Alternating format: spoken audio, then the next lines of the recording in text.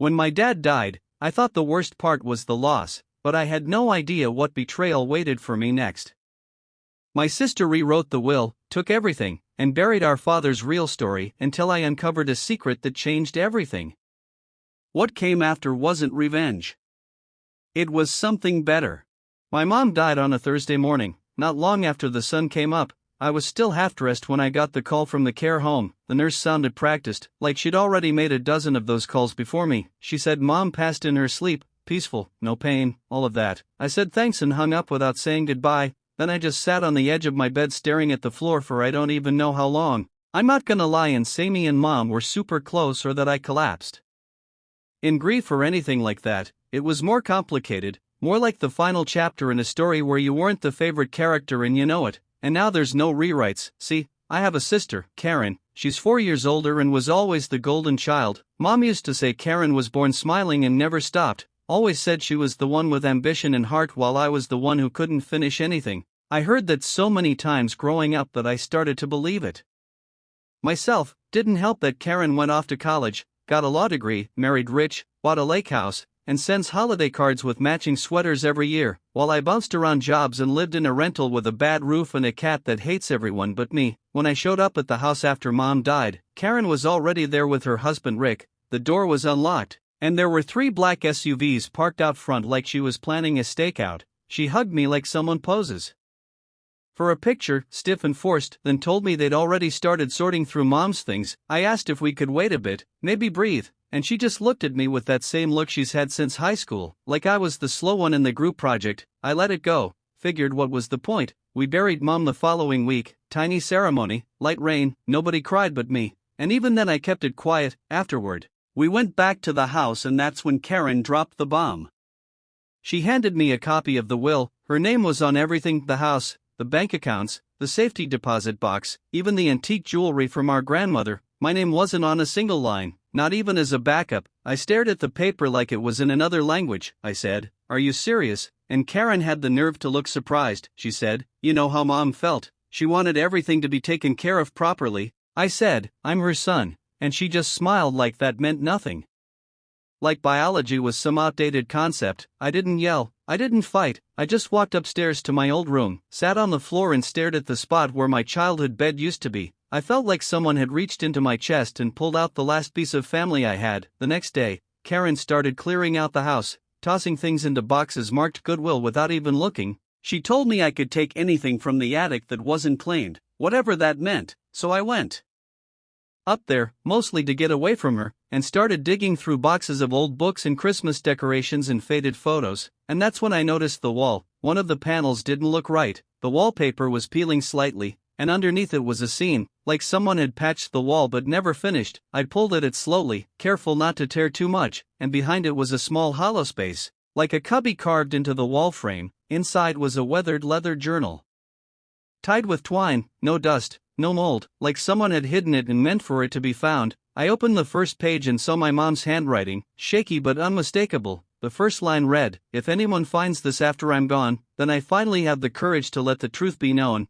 I didn't breathe for a full minute, I just kept reading, flipping pages. Her words spilled out like a confession. She wrote about the early years, about how Karen was always a daddy's girl and how I reminded her of someone else. That part didn't make sense until I got to the middle, where she wrote that I wasn't my father's child, that she had an affair during her marriage, and that my real father was someone she'd loved deeply but had to let go because of what people would say. She never named him in the journal, just said he was someone kind and creative and full of light, and that she was ashamed she never told me the truth. Then it got darker. She wrote that when my father found out, the man I thought was my dad, he changed, that he distanced himself from me, treated me colder than he treated Karen, and she let it happen because she didn't know how to fix it. My chest was tight, like something inside me had been cracked open. She also wrote about Karen, how she'd always been clever, too clever, how when Mom started showing signs of dementia, Karen took over the finances, convinced her to rewrite the will to keep things simple. Mom wrote,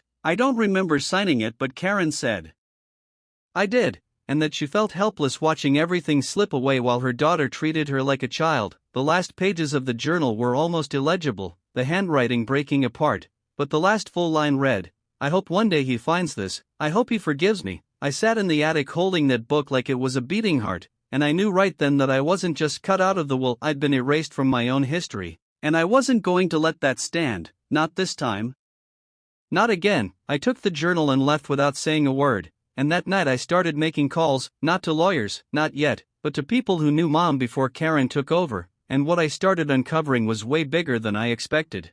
The first person I called was Linda Price, Mom's best friend since high school. She used to bring over banana bread and gossip when we were kids, and I remembered her always saying things like, "Your mother's got secrets in her smile." I figured if anyone would know what Mom was like before everything went sideways, it'd be her. I called her on a Sunday morning, told her who I was, and before I could say more than 10 words, she said, "I've been waiting for this call." That stopped me cold. She invited me over that afternoon, lived in a small place just outside of town, the kind of house where everything smells like cinnamon and old photographs. When I got there, she was already on the porch, waiting with 2 glasses of sweet tea and a thick envelope on the table next to her. I sat down, handed her the journal, and she flipped through it like it was a letter from the past. She didn't even look surprised, just nodded and said, "Your mother was in love once, long before you were born."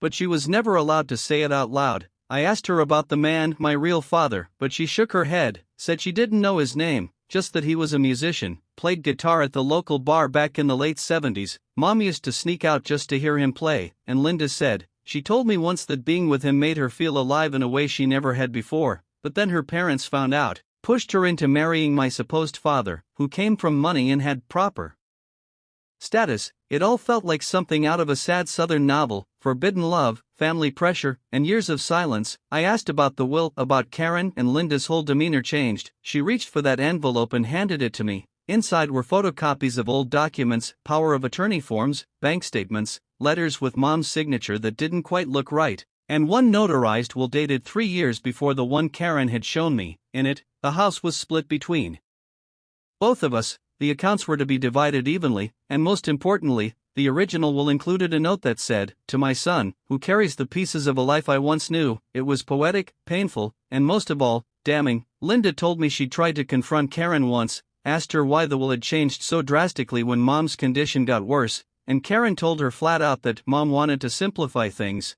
When Linda pushed, Karen told her to stay out of family business and stopped letting her visit Mom. I was shaking. Not out of fear but out of anger so sharp it made my teeth ache. I took those documents and drove straight to the bank where Mom had kept her safety deposit box. It took a while, some back and forth, but eventually I got in and the box was nearly empty except for a velvet pouch with my birth certificate, and stapled to it was an old Polaroid of my mom, younger than I'd ever seen her, sitting on a blanket with a man playing guitar beside her. He had a wide grin, shaggy hair, and the kind of eyes you don't forget. My eyes, it was like looking into a time mirror. I didn't need anyone to tell me that was my father, and Mom had kept that one photo all those years, hidden away where Karen couldn't find it. I made copies of everything, the journal, the older will, the bank forms, the birth certificate, even the photo, and then I got myself a lawyer, not some small-town pushover but a real one from the city, someone who didn't flinch when I laid out what had happened. She took one look at the forged signature on the newer will and said, "We're going to court,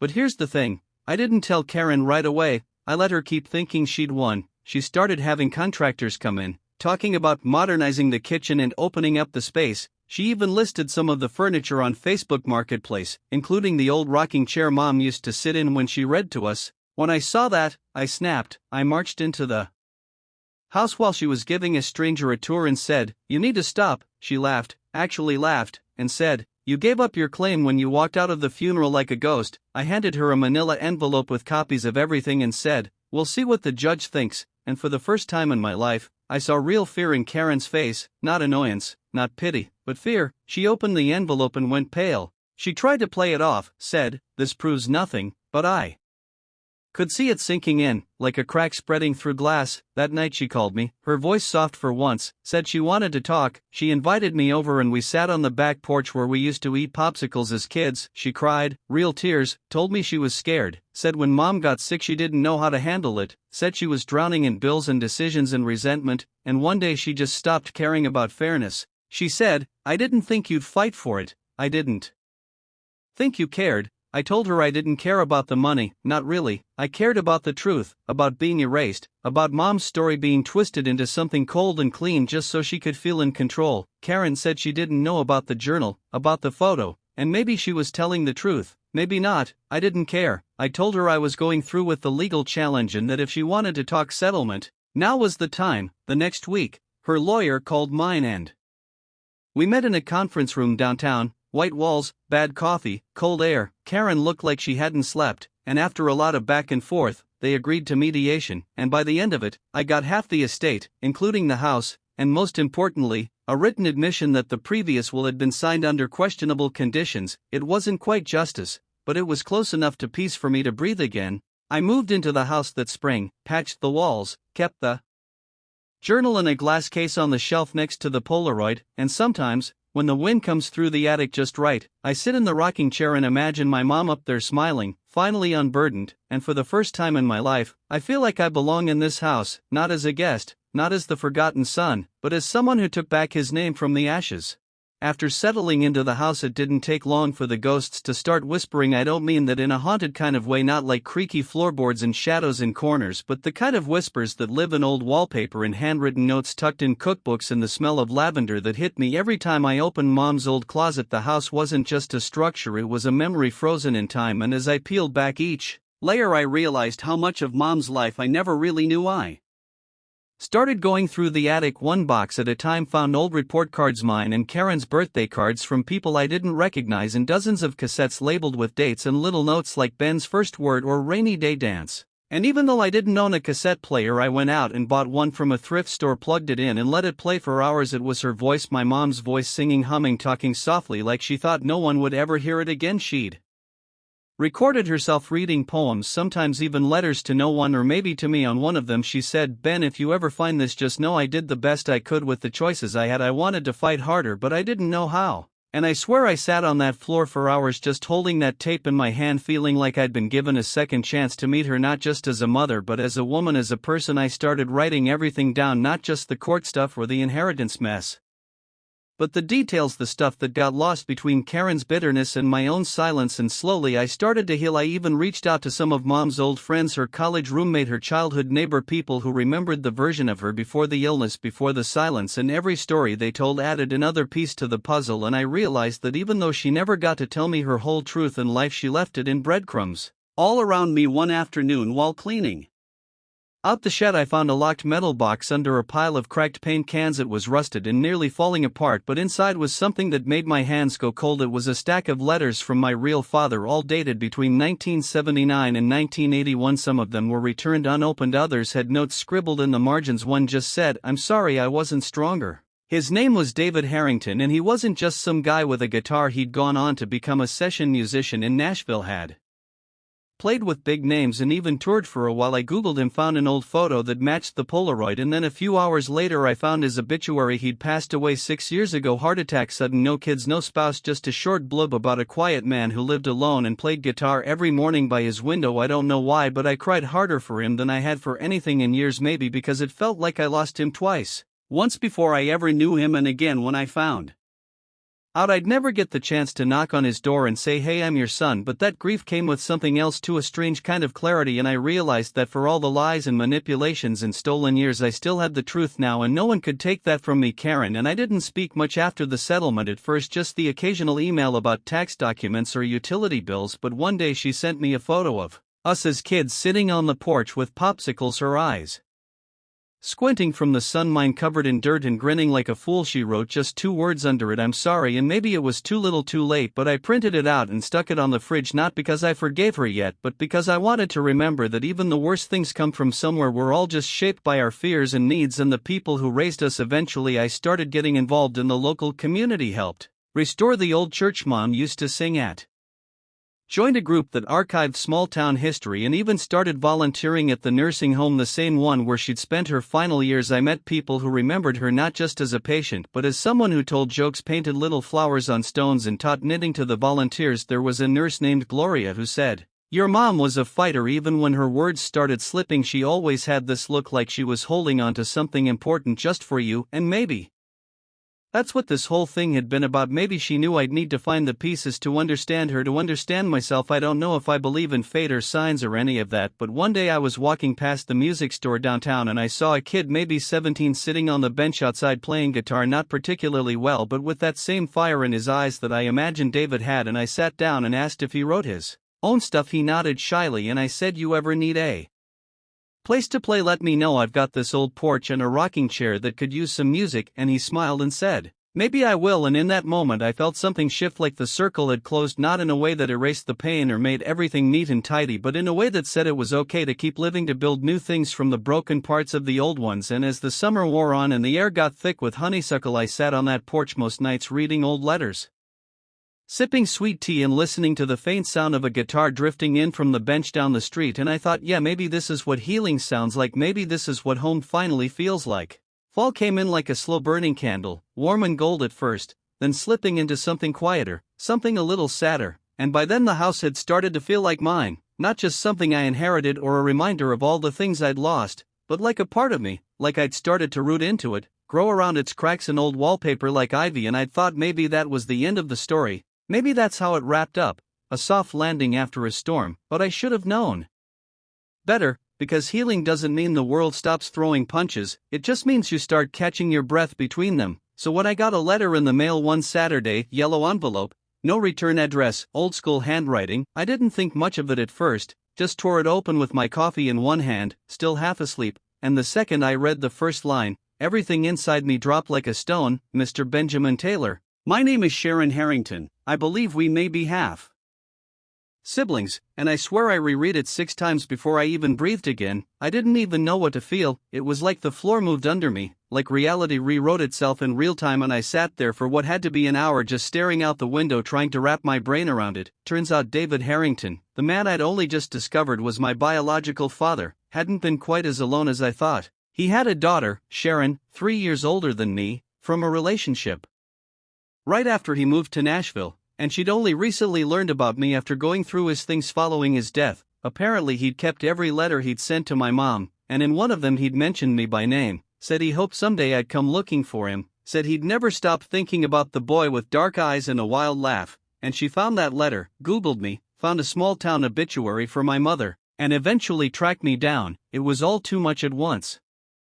I didn't know if I wanted to scream or cry or laugh, but after a few days of pacing and sleepless nights I wrote her back. We started slow, emails mostly, pictures of our parents, old stories, trying to figure out what parts of ourselves overlapped and what didn't, and it was weird at first, like opening a book in the middle and trying to guess what the first half said, but little by little we started feeling less like strangers and more like, well, something real, something possible. And then she asked if she could come visit, and I said yes before my brain could come up with a reason to say no. And when she pulled into the driveway that afternoon, I swore I felt 12 years old again, like I was waiting to be picked for something important. She stepped out of her car and we just stood there for a moment, awkward but smiling, and then she said, "You have our dad's eyes," and I didn't know what to say to that. Didn't know how to process what it means to be someone's brother after living a whole life as an only child, but we hugged and it felt real and heavy and good, like something that had waited decades to happen and then just did. We spent the whole weekend talking, laughing, crying, drinking bad coffee and flipping through photo albums like archaeologists,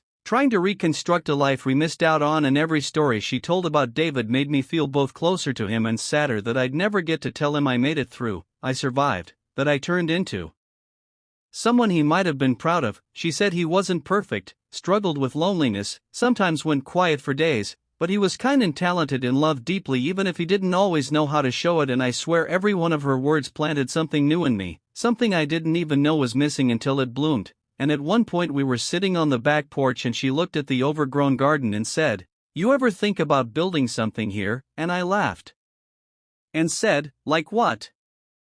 And she said, "Like a music shed, or a little space for storytelling, something with heart." And that idea stuck with me long after she left, burrowed into my mind like a seed. So I cleared out the back lot, brought in some lumber, and with the help of a few locals I built a small open-air shed, nothing fancy, just a few benches, some string lights, a little stage made of reclaimed wood, and I called it the Porch Light. And every Friday night we started having these gatherings, music, stories, memories, sometimes sad, sometimes funny, always real. And people came, slowly at first, then more, like they'd been waiting for something like this, a place to be heard, to remember, to let go, and it became something bigger than me, bigger than the past. It became community, healing, hope, and I'd stand at the edge some nights and just watch it all unfold, thinking how wild it is that a life can split apart in 1,000 ways and still come back together different but whole. And Sharon visited often, helped run it when she could, and one night she read one of David's old songs out loud, said she found it in a box tucked under a floorboard in his apartment, and when she sang the chorus I felt every version of myself, all the hurt and lost and angry pieces, come together in a way that finally made sense. And I realized then that closure doesn't come with a door slamming shut. It comes with a window creaking open on a warm night with voices spilling out into the stars and a soft breeze, carrying the echoes of everything we thought we'd lost but somehow, someway, found again. So here we are, almost 2 years later, and sometimes I sit out on the porch, same chipped mug, same lazy dog chewing a different stick now because she finally gave up on the first one, and I look out at the garden and the shed and the string lights we never take down anymore because they just belong there, like stars we can turn on when we need to feel a little less alone. And I think about everything that had to fall apart so this could come together, all the lies, the secrets, the letters that never got answered, the ones that arrived too late, and it used to make me angry, used to chew at me from the inside like rot under paint, but not anymore, because now I understand something I didn't back then, that grief isn't a straight line, it's a spiral. It loops back and hits you in waves, sometimes hard, sometimes soft like a memory you forgot you loved, and it brings things up from places you thought were long buried, like the time I found my mom's old necklace in the attic tucked inside an envelope labeled "For Ben when he's ready," and I wore it for weeks, even though the chain kept catching on my collar, just because it felt like she was near again, like she'd left me a breadcrumb, a little reminder that she'd always seen me, even when I didn't see myself. And you know what's wild? After everything with Megan, the betrayal, the manipulation, the lies she spun like sugar around her mouth, after all that, I don't even hate her anymore. I don't trust her, don't want her anywhere near my life, but I don't hate her, because hating her meant she still had a piece of me, and I needed all of myself back to rebuild, to make something out of the ashes, and I did, I really did. That Friday night storytelling circle turned into a local tradition. Folks bring folding chairs and blankets, someone always brings pie or cornbread, and there's this one guy, Earl, who brings his harmonica and plays slow sad songs during the breaks, and somehow that's exactly what we all need. And people talk, really talk. They tell stories they've never told before, about brothers who disappeared, about dads who came back from war and never really came back, about wives who left in the middle of the night and kids who grew up too fast, and nobody judges, nobody interrupts. It's like we all sign this invisible contract that says we'll hold space for each other,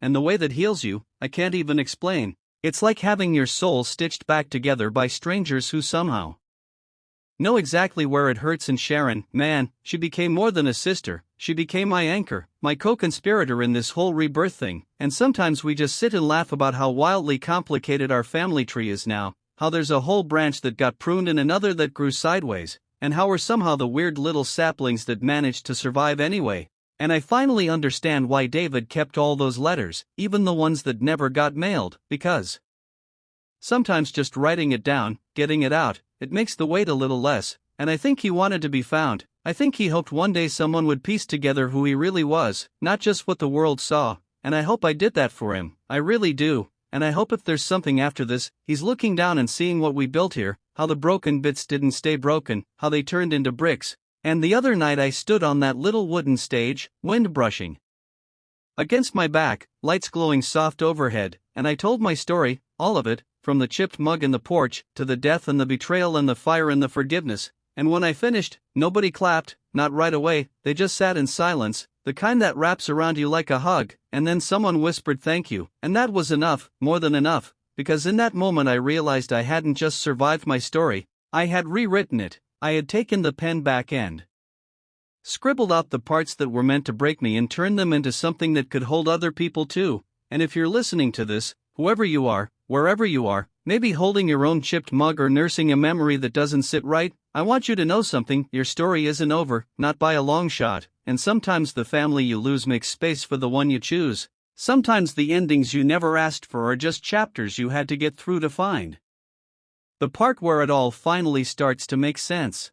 Thanks for watching. If you liked the story, hit like, subscribe, and stay tuned for more crazy twists. See you in the next one.